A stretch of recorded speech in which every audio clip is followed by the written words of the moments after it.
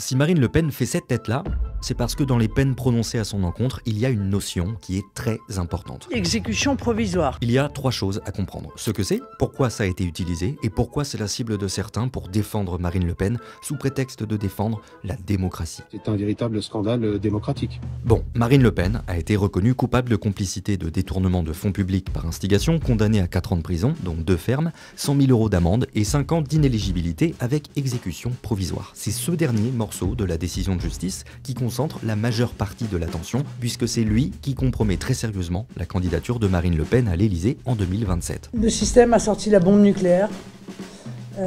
Et si il utilise une arme aussi puissante contre nous, c'est évidemment parce que nous sommes sur le point de gagner les élections. Exécution provisoire, ça permet à une décision de justice d'être appliquée immédiatement sans attendre que les voies de recours soient utilisées. Faire appel notamment. Ça veut dire que sans ça, l'inéligibilité de Marine Le Pen aurait pu être suspendue le temps qu'elle fasse appel de la décision de justice. Sauf que gagner du temps sur le fait que la justice peut être lente, c'est justement sa stratégie de défense. C'est pour ça que le tribunal a prononcé une exécution provisoire. J'ai compris en tous les cas que le tribunal avait ciblé le système de défense, le comportement à l'audience, en disant puisque vous êtes dans le déni le plus total, eh bien moi j'estime, tribunal judiciaire de Paris, qu'il y a un risque de récidive et donc j'applique l'exécution provisoire sur la peine complémentaire d'inéligibilité. Cette exécution provisoire qui n'est pas commune, c'est ce à quoi s'accrochent Marine Le Pen et ses défenseurs pour s'indigner de la décision de justice. Il y a des millions de Français qui sont indignés,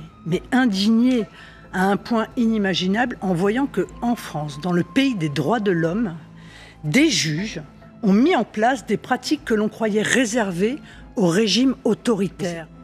Et il y a des millions de gens qui ce matin ont le sentiment que Marine Le Pen a été jugée avec cette violence et cette brutalité, non pas comme une justiciable comme une autre, mais parce qu'elle est Marine Le Pen et parce que son tort est d'être aujourd'hui en capacité de mener le camp national à la victoire. Ce sont des millions de Français qui sont interdits de pouvoir choisir leur candidate favorite et ainsi, à travers elle, de choisir leur destin. En gros, l'argument c'est ça. Des millions de Français privés de leur candidate par une décision politique, d'une justice impartiale et trop dure, dont Marine Le Pen s'est défendue en allant jusqu'à dire ça. Et je crois que l'état de droit a été totalement violé par la décision qui a été rendue. C'est difficile de retenir ce terme de déni de démocratie, parce que ça voudrait dire que la démocratie a été bafouée. Et l'idée qu'il y ait une indépendance des juges et que les juges doivent parfois avoir à juger d'élus ou de personnes souhaitant concourir à des mandats politiques n'est pas censée être une entrave à la démocratie. Au contraire, j'ai plutôt tendance à penser que c'est une démocratie qui va bien,